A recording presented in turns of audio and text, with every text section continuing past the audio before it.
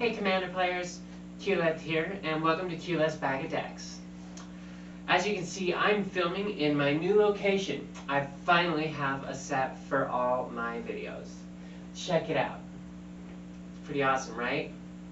Alright, so today I want to talk to you about Junji the Midnight Sky. Junji is a 5/5 legendary creature dragon spirit. He is one of the new Kamigawa Neon Dynasty legendary spirit dragons. Junji is flying in menace and says, when Junji the Midnight Sky dies, choose one. Each opponent discards 2 cards and loses 2 life, or put target non-dragon creature card from a graveyard onto the battlefield under your control, you lose 2 life. Initial thoughts about this dragon were that he wasn't very powerful. However, after I realized how he can be abused, I changed my mind about him. So this deck is all about graveyard recursion. We want to sacrifice Junji early game as much as possible and use the first ability to try and eliminate our opponent's hands by putting them in top deck mode. First off, we need plenty of mana ramp, and in black there is no shortage of ways to ramp. Mana rocks include Soul Ring, Arcane Signet, Charcoal Diamond, Everflowing Chalice, Mind Stone, Ornithopter of Paradise, Helm of Awakening, and Replicating Ring. Now, we also have some non-traditional ramp cards. These include Dark Ritual, Expedition Map, which technically isn't a ramp spell, but it can ramp you into another option that gives you the ramp. Heartless Summoning, Wayfarer's Bauble. We also have some land ramp, which includes Cabal Coffers, or Cabal Stronghold, Thespian Stage, which is great to copy either one of those. And then we have Miri Landscape, Temple of False God, and Untidaiki the Cloud Keeper, which is just commander ramp essentially, although we do have a couple other legendary creatures in the deck build. So part of why Junji is such a good commander to run is because of all the return to battlefield effects that black has. These effects include Demonic Gifts, Feigned Death, Malakir Rebirth, Return to Action, Supernatural Stamina, and Undying Malice. Obviously, we need ways to sacrifice Junji to make this deck work.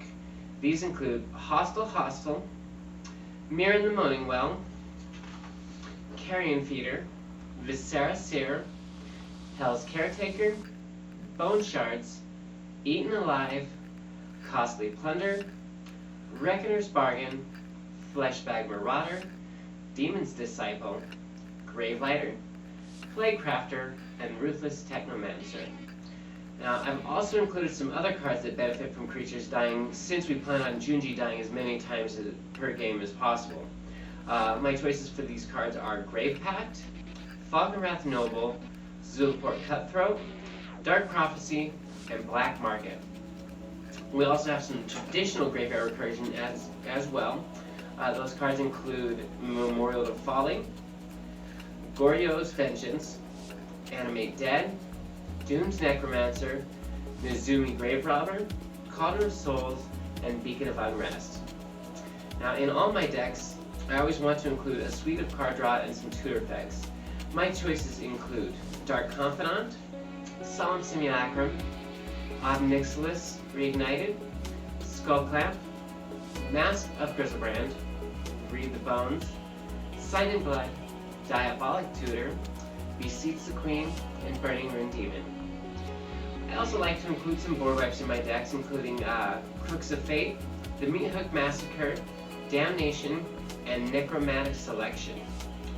The last few cards in this deck are mostly win cons and utility pieces, which include Amulet of Vigor, Gauntlet of Power, Caged Sun, Conspiracy, Evan Death Dracolich, Kukushu, the Evening Star, and Scourge of Neltoth. The deck includes 25 swamps and a few non-basic lands besides the ones previously mentioned. Those include Bajuka Bog, Everglades, Hive of the Eye Tyrant, and Urborg Tomb of Yawgmoth. Now let's go over some of the win cons and combos in this deck. First off, Conspiracy, with Junji as well as Falkenrath Noble and Zulaport Cutthroat, or the Meat Hook Massacre, and basically a repeatable sacrifice outlet. Basically, when Junji is sacrificed, as long as conspiracies are on the battlefield and we choose any creature type other than dragon, we can recur him with his own ability and kill our opponents at the same time. You want to make sure you have more life than your opponents, because you can kill yourself doing this ability because of Junji's 2 life loss each time.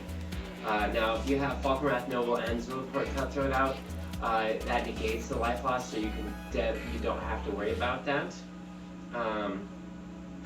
Another win I like to do is by sacrificing Kakushin a bunch of times in a single turn to eliminate my opponents. So late game, when they're all low life, now while that won't get players at high life totals, but it should put you at a high enough life total to give you a huge advantage. Now if you get enough cards in your hand, you may be able to completely wipe out your opponents this way. Combat damage, of course, is always an option with all the big dragons we have in the deck. We got 4 dragons, they're all pretty powerful. Now, I've been playtesting this deck out for about a week and a half now, and I've got a few notes to go over. Some players will see you as a threat immediately, simply because they don't want you to wipe your hands out or steal their creatures from graveyards and stuff.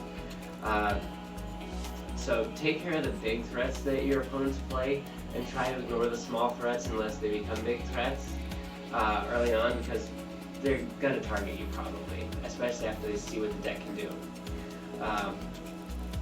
Also, if someone steals your commander, your deck kind of falls flat, because most of your threats are pretty big, heavy, hard to cast, and big drops.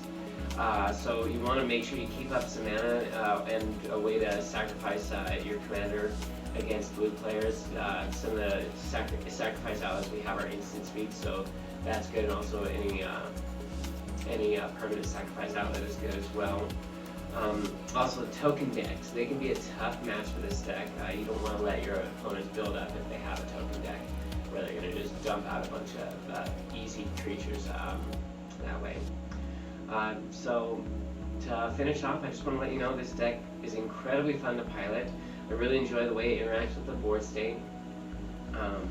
You know, definitely want to test it out, play it around. You know, do what you do, how you do. If you like this kind of setup, you know, give it a go. So anyways, that's the new deck. If you like my content, feel free to hit that like button and subscribe to my channel. And once again, thanks for watching, and happy deck building.